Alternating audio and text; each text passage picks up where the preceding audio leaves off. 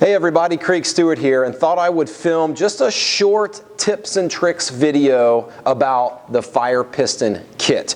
It's the first kit of its kind that I know of, so we have really overcome a lot of hurdles in making your own fire piston kit at home. One of the really cool things about this kit is that it's made from acrylic. And acrylic is see-through, so you can kind of watch the process happen as you punch an ember with this fire piston kit. Now, I just want to go over just 2 or 3 little kind of frequently asked questions. Below this video, you'll see an extensive list of frequently asked questions from focus groups where we let people assemble the kit and kind of collected their questions, put them in an FAQ section below this video that I think will answer pretty much any questions that you might have while you're doing this yourself at home. If not, I'm always available by email. Of course, you know that, but I think those questions in this video should cover pretty much 90% of the most popular frequently asked questions that we're going to have with this DIY fire piston kit. So as I was building the kit, I just want to mention a couple of simple things. Now, when you first put this acrylic plunger into this housing, you're going to feel it catch a little bit, and that's because these just aren't made absolutely perfectly every single time. You're going to feel it stick as it goes in there, like it's not just like an absolutely perfect fit. Before you do anything, you're going to want to sand down your plunger using the little strip of sandpaper that's included in your kit so that you don't feel it stick. Now, some of you, it may be perfect. Some of you, like my kit, you're going to feel it stick a little bit, and that just means that there's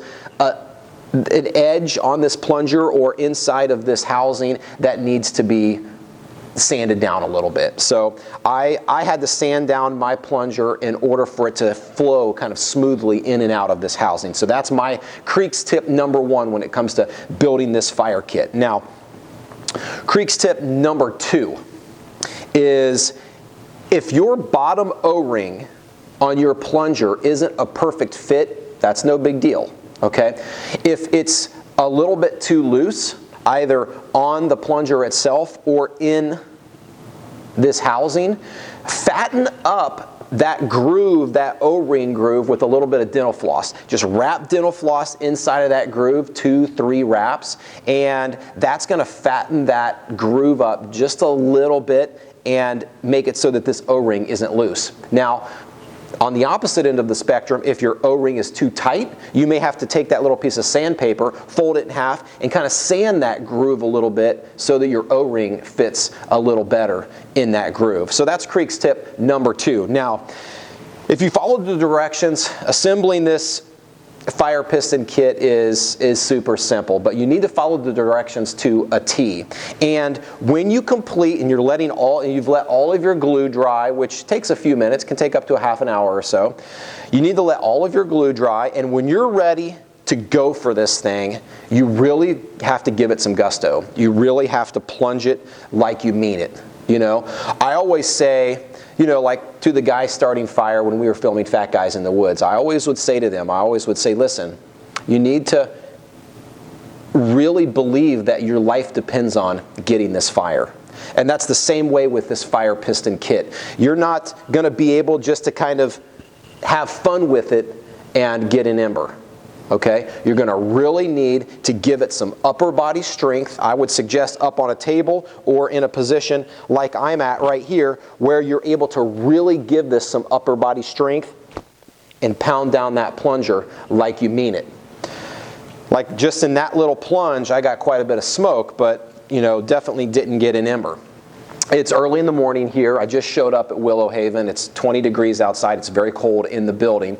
And I'm going to use this fire piston kit to get a fire going this morning right here at Willow Haven, so you can see me at least use it, so you can see someone use the kit before you do it yourself at home. Now, I just have a little tinder bundle of shredded wood here, and I've gone ahead and put some of my char rope, just a little bits and pieces of my char rope inside of my tinder bundle, so that when I get my ember and drop it into this, it's got a little bit more char rope to bite onto for a bigger ember. So I've got that pre-prepared, and now I'm just going to kind of set up really quickly the fire piston kit. Everything's assembled in my kit. All the glue's dried, everything's assembled.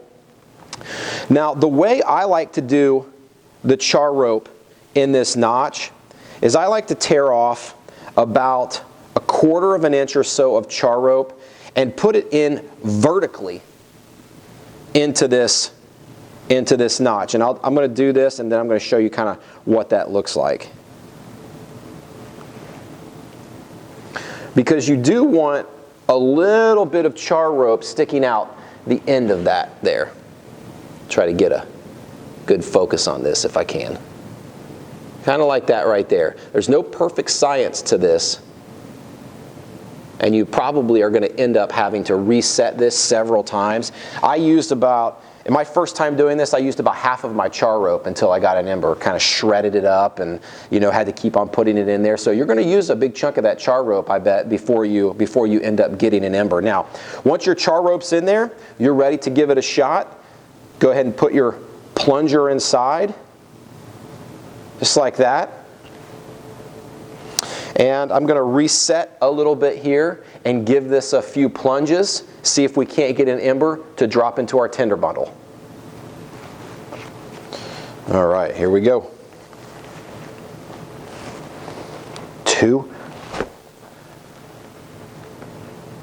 Nope, got some smoke, but no ember. Let's give it another shot. This time with purpose. 2. Nope. Still quite a bit of smoke, but no ember.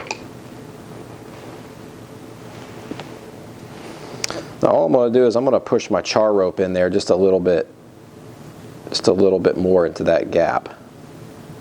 It's starting to fall apart on me a little bit, and I just want to pack it in there a little bit better. There we go.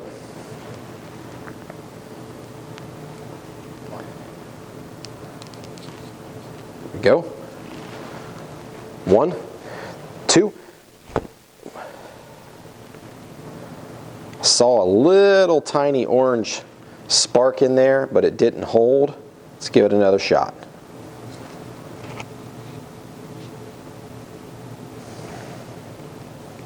All right, here we go. With purpose, like I need fire.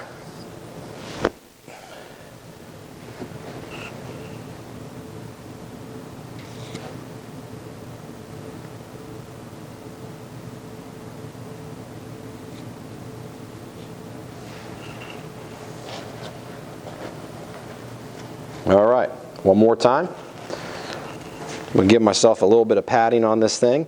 1, 2, 3. There we go. There we go.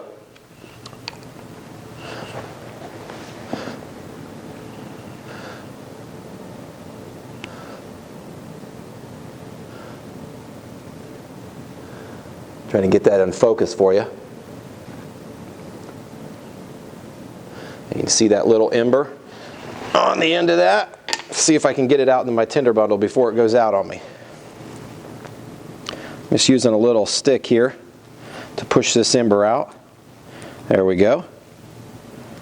There we go. I went ahead and put a little bit of that char rope in my tinder bundle to have a little bit more tinder inside of there.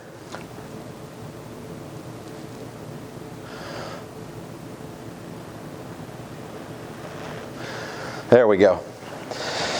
You really got to give it some gusto when you're popping for that ember, because you can't just be a sissy and punch that thing down in there. You've really got to push that plunger inside of that housing. I mean, you really have to do it with some force. I probably tried 5 or 6 times before I got my first ember, and I've used a fire piston many times before. You've really, there we go. There we go.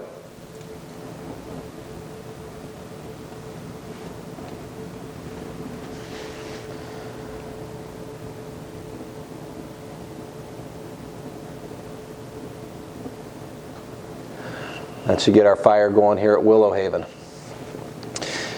If If you follow those tips and really punch that ember with some gusto and use some of that upper body strength to get it done, this kit is totally feasible. You can absolutely get an ember. I just did it myself. It took me 5 or 6 times, but it is possible. Incredible do-it-yourself fire piston kit. So I can't wait to see your guys' pictures and your videos of getting this done. And if you have any questions, just reference those frequently asked questions just below the video here, and hopefully that'll answer any questions that you have. I'm always available by email if you have any general questions about the kit as well. So thanks so much for being a subscriber. Good luck with this fire piston kit, and we'll catch you in April for the next Apocabox. Take care. God bless. Remember, it's not if, but when.